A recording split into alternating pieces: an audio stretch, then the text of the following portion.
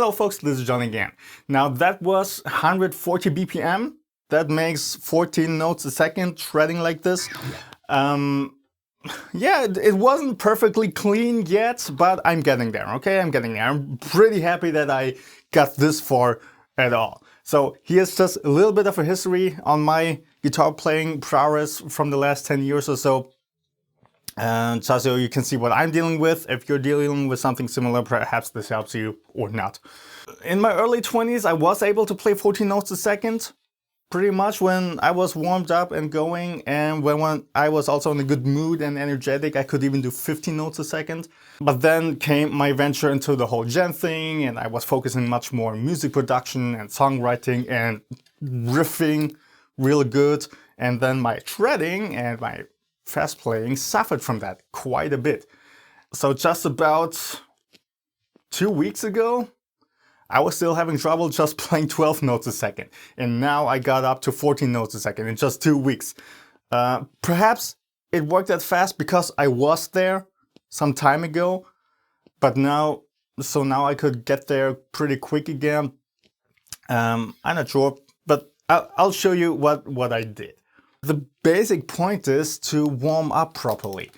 And I'll be honest, I was a little bit lazy for the longest time when it comes to warming up, but now I tried it and it actually helps so much. So I worked out a warm-up routine for me. I find that the point is not necessarily to do any specific warm-ups, but just to warm up at all, so the muscles and the tendons get moving and get loosened up.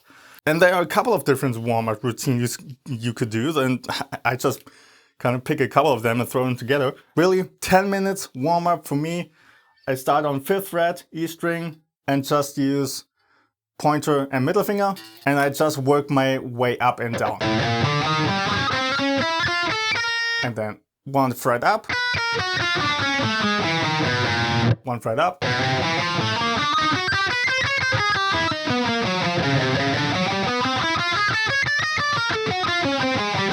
and so on until I'm up here and I cover just about an octave.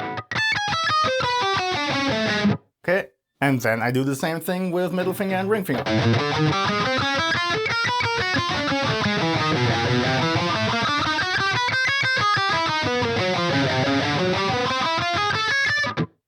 And that's about the speed I also warm up with. I don't do it super fast, because that's not the point of a warm-up, but I also don't do it super slow. So after that, after I covered the octave, I go on with ring finger and pinky.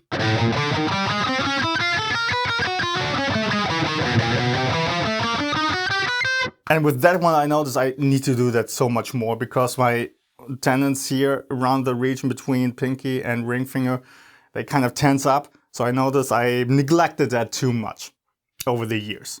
Then once I cover that, I move on to 3 fingers per string, just pointer, middle, ring finger.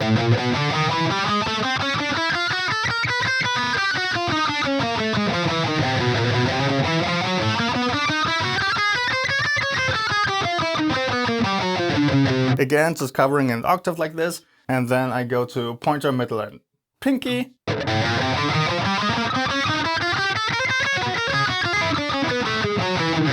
And so on. It's not clean now, I don't care. And then pointer, ring finger, and pinky.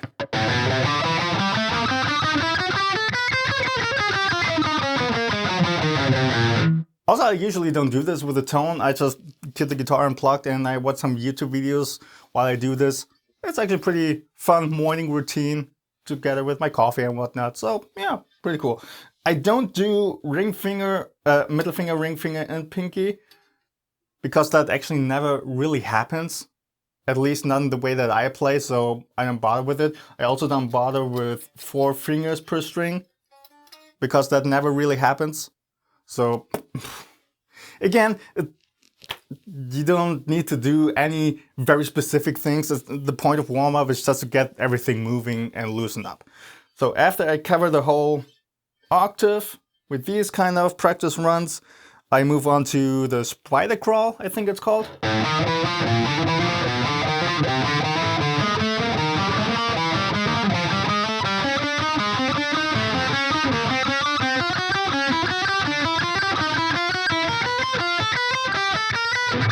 that was already a mistake.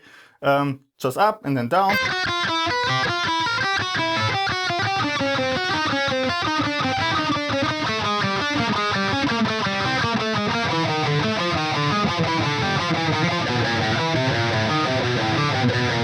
And then the second time. I quite like this biter call because it kind of teaches your fingers to move a little bit independently from each other. So they're not completely fixed to one kind of flow of movement. So that's definitely helpful for other patterns that you may want to try out. So after that, I move on to my scales, or rather different shapes of the A minor scale. So this would be A minor.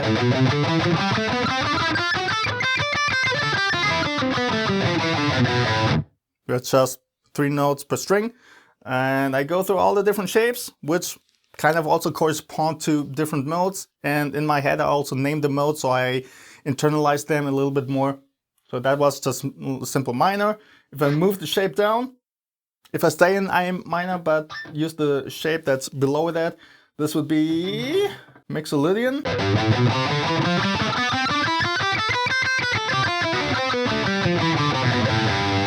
Just like that, and then I move the shape up.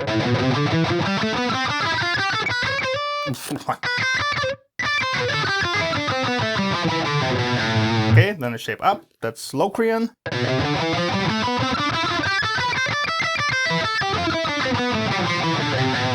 A shape up, that's just major.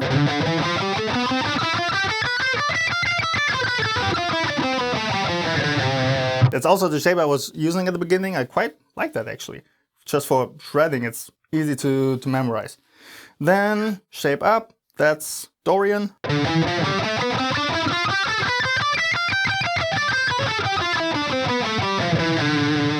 Shape up, that's Phrygian.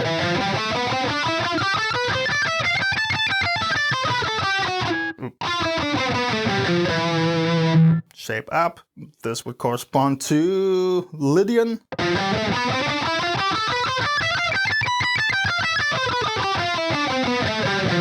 The next shape up is again Mixolydian, where we started off before.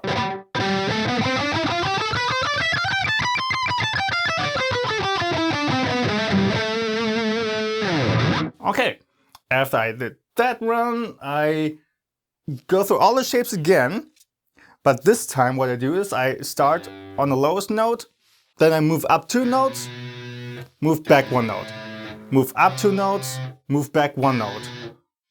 So you have this whole skipping, moving back, skipping, moving back, skipping, moving back. It's pretty interesting. It totally messes you up at first. But it really helps to move your fingers a bit more individually from each other again. I quite like that practice actually.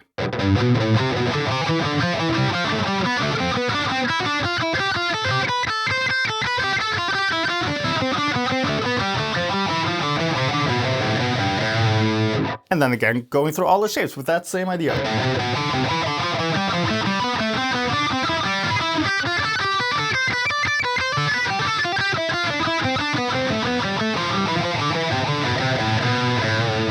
Of course, when I do my actual practice run in the morning, I do pay attention that I also play clean. Right now, I just want to walk you through it, how all of that actually helped me. And then again, going through Locrian.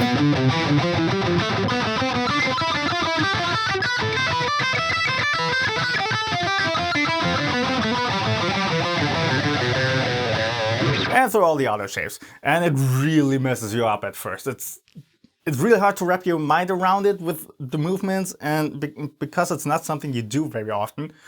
And it definitely took me quite some time to actually figure out what the fingers need to do throughout all the shapes with that kind of pattern going back and forth. It's really weird, but I quite like it, and it really helps to get your fingers moving some more and also to make them move a bit more independently from each other, so you are a bit more flexible with different things later on.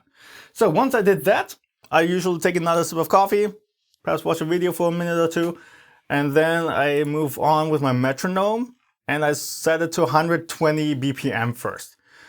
So when you do this, first of all, figure out what kind of BPM you can actually play pretty good at. For me, 120 now is actually very good, easy way to get into it. just 2 weeks ago I had to warm up to get to 120, but now it's actually pretty standard for me. So let's move to the neck pickup. Sounds a bit cleaner for that. Then I just do this little run here.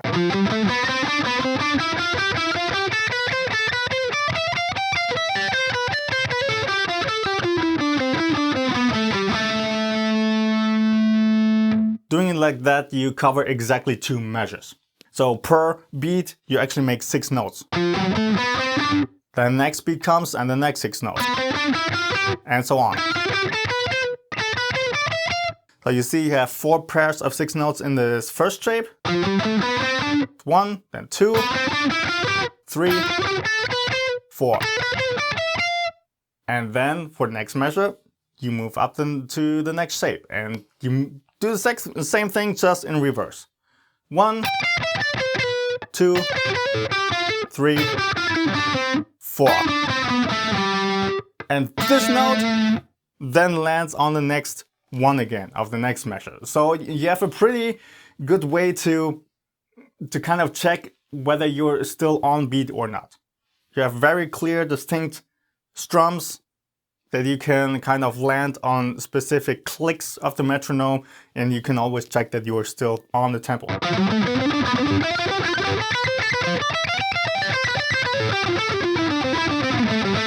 Okay, so then I first do that with 120. Ah, that's already too slow.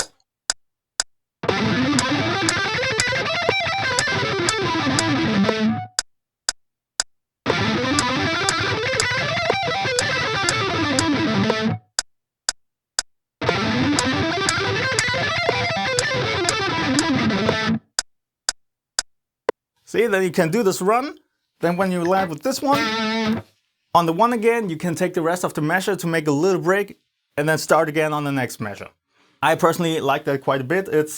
For me, it works out quite well. And then when I warmed up with that and it works perfectly well, I move up to 130.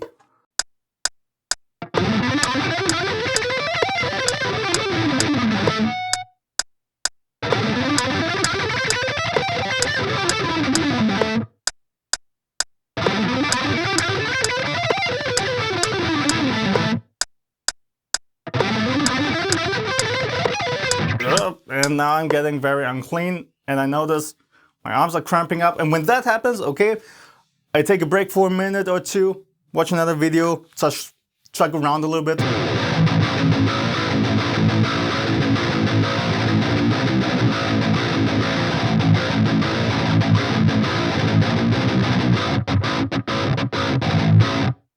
Okay, and then when I notice I'm loosening it up again a little bit, I go back.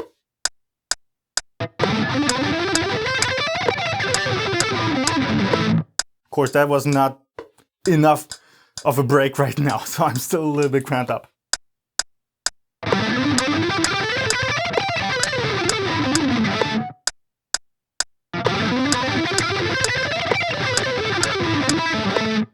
Yeah.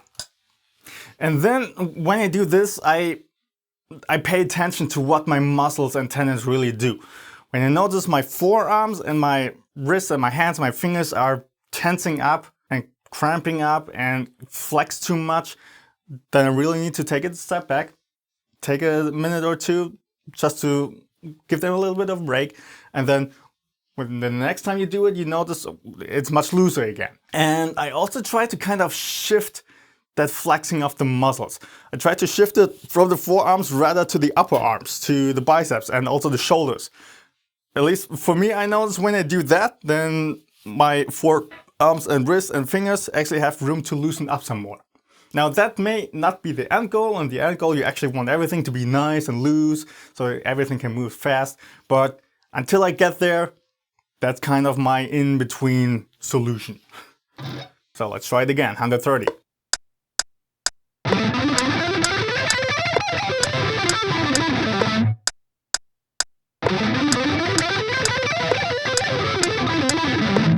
That was unclean. I also try to pay attention on my right hand and how it's shifting between the strings and if it's nicely, accurately strumming the strings. So there's a lot of fine work here, and this is really something you need to take your time with, to actively practice, Don't just check through the whole thing and call it good, but really pay attention to what your hands, your fingers, your muscles are doing.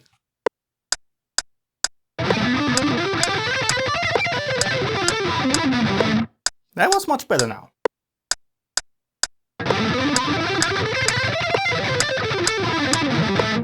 Yeah.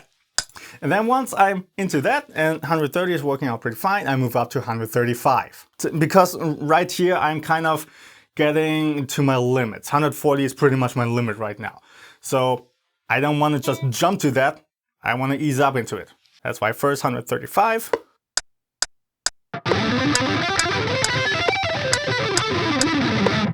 And I just do the same thing again. I go through the shape a couple of times until I notice everything is cramping up.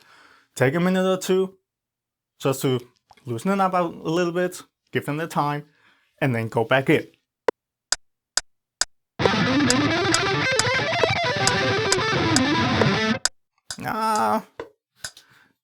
There were a couple of unclear strums, but overall I noticed it's getting more accurate.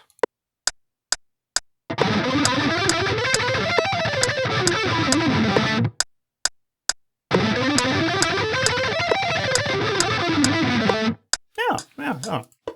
That's not too bad. And then when I'm into that, I move up to 140.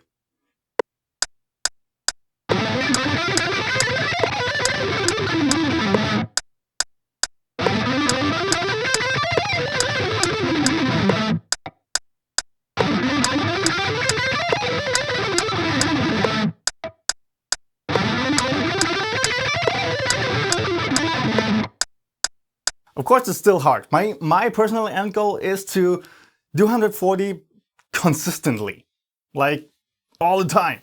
My example for this is Matt Heafy right now. He makes such cool nonsense posts. You know, the short videos where he's singing at the same time, shredding like a madman. I love that. And that's kind of where I want to get. Not with the singing, of course, but playing that fast consistently. I quite like that. And the shape he uses is also just 3 notes per string.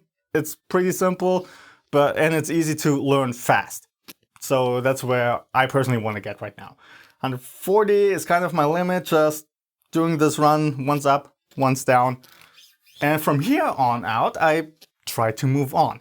So it takes me about half an hour, 40 minutes perhaps, in the morning until I get to this point. Well, I guess now my next goal would be to not to get faster. 140 is already really fast. So that's 14 notes a second when you do the math. And that's plenty fast actually. I know it would be cool if I could do 150. Okay, that's 15 notes a second. But then again, I would really only do that so I can do slower speeds that much cleaner. So from here on out, I need to extend my practice run and work on that a little bit more. For example, let's just try something.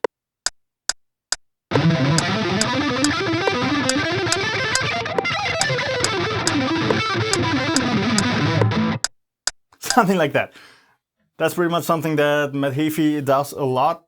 He takes the set of 6 notes and just does them on one string instead of spreading that onto 2 strings.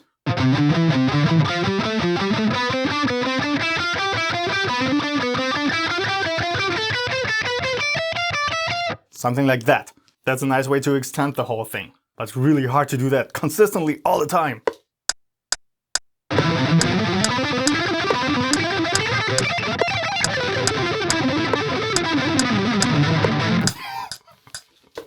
Okay, that's mad. That's just mad. So this is my approach to it all. So basically this video is not telling you anything new. Just do your warm-ups, find a level that you're good at, and move up from there. I just wanted to show you my approach and my experiences with this kind of practice routine. I hope you learned something from it. I hope you enjoyed it. I hope you're doing well at home, not doing anything. If you're interested, I'm working also at home now with webcam and whatnot. So it's all still going good. I don't have more time on my hand because of that, because I still need to work, of course. So that's why there are not a lot of videos coming right now. Also, I'm not in a super good mood to make videos right now. Oh well. Then I shall see you next time.